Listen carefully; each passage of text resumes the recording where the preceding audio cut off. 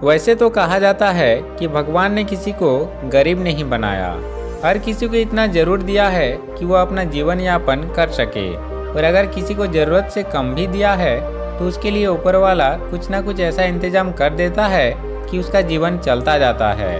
हम अक्सर दूसरों के धन को देखकर अपनी अमीरी और गरीबी का अंदाज़ा लगाते हैं। हमारे पास 10 रुपये है और सामने वाले के पास 100 रुपये है। हम खुद की नज़र में गरीब हो जाते हैं और दूसरा व्यक्ति अमीर। हम यह नहीं सोचते कि 100 रुपया कमाने वाला मेहनत कितना कर रहा है, उसकी ज़रूरतें कैसी है। हम बस दूसरों के धन को देखते हैं और अपनी राय बना लेते हैं। आज की इस गौतम बुद्ध की प्रेरणादायक कहानी के जरिए आप जानेंगे कि भगवान बुद्ध के अनुसार एक अमीर और धनवान व्यक्ति कौन होता है। साथ ही आप समझेंगे कि क्यों गौतम बुद्ध हर व्यक्ति को धनवान कहते थे। गौतम बुद्ध की कहानी आपको बहुत प्रभावित करेगी और इस बुद्ध की प्रेरणादायक कहानी से मिलने वाली शिक्षा आपके बहुत काम की होगी। एक समय की बात है, एक राज्य के राजा ने गौतम बुद्ध को कुछ दिनों के लिए अपने राज्य में आने का निमंत्रण दिया। उस राजा के निमंत्रण को बुद्ध ने स्वीकार किया और वो अपने कुछ शिष्यों के साथ उस राज्य में चले गए। बुद्ध से मिलकर उस राजा ने उनसे प्रार्थना करी कि वह कुछ दिन वहां रुककर उनके राज्य के लोगों की समस्याओं का समाधान करें, साथ ही उन्हें धार्मिक मार्ग पर चलने की शिक्षा दें। बुद्ध ने राजा की बात मान ली और 3 दिन के लिए उन्होंने इस राज्य में धर्मसभा करने का फैसला किया। गौतम बुद्ध के आने की खबर पूरे राज्य में फैल गई और धर्मसभा के पहले ही दिन बहुत से लोग आए। उसी राज्य के चौराहे में एक भिखारी बैठा रहता था।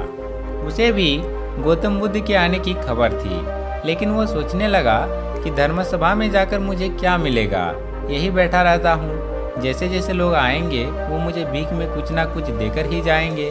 पहले दिन बहुत लोग आए और इस भिखारी की अच्छी खासी कमाई हो गई। अगले दिन फिर वही सिलसिला चला। भीख मांगने के साथ साथ भिखारी ने यह भी देखा कि धर्मसभा में जाते वक्त लोग दुखी और उदास से होकर जा रहे हैं और उसे कुछ देकर भी नहीं जाते। लेकिन जब वह बुद्ध से मिलकर वापस आते हैं तो काफी खुश दिखते हैं और खुशी खुशी भीख भी देकर जाते हैं। यही सोचते सोचते दूसरा दिन भी निकल गया। तीसरे दिन बहुत कम लोग आए तो भिखारी परेशान हो गया, उसकी कमाई नहीं हुई। उसने सोचा कि बुद्ध सबकी समस्याओं को उपाय दे रहे हैं, तो क्यों ना मैं भी उनके पास जाऊं और अपनी इस निर्धनता को दूर करने का उपाय पूछूं। ऐसा सोचकर वह भी धर्मसभा में चला गया, लेकिन वहां लंबी लाइन लगी थी। बड़ी मुश्किल से उसका नंबर आया। बुद्ध के पास पहुंचकर उसने प्रणाम किया और बोला, भगवान, इस गांव में सभी लोग खुश हैं और सभी धन सुविधा से संपन्न है, फिर मैं ही निर्धन क्यों हूँ। उस भिखारी को देखकर भगवान बुद्ध बोले, तुम निर्धन इसलिए हो क्योंकि तुम हमेशा दूसरों से मांगते रहते हो, लेकिन कभी किसी को कुछ देते नहीं। तुम सोचते हो कि लोग तुम्हें भीख में बहुत पैसे देंगे, लेकिन बदले में तुम किसी को कुछ देना नहीं चाहते। ऐसा सुनकर वह भिखारी बड़े हैरानी से बोला, भगवान, मैं क्या लोगों को कुछ दूंगा, मेरा तो खुद का गुजारा भीख मांगकर चलता है, मेरे पास देने को है क्या। बुद्ध कुछ देर के लिए मौन हो गए और थोड़ा देर रुकने के बाद बोले, तुम बहुत मूर्ख हो।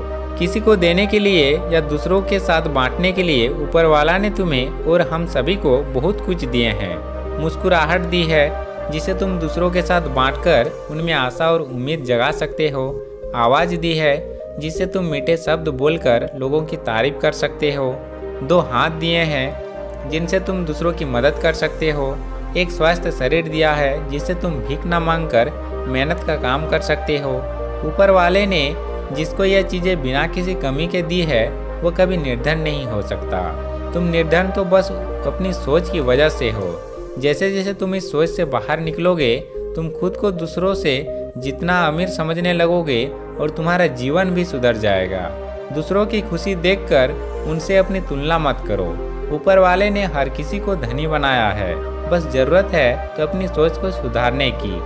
भगवान बुद्ध की बातें सुनकर उस व्यक्ति को अपने जीवन का मूल्य समझ में आ गया और वह उनके दिए हुए उपदेश के अनुसार अपना जीवन जीने लगा।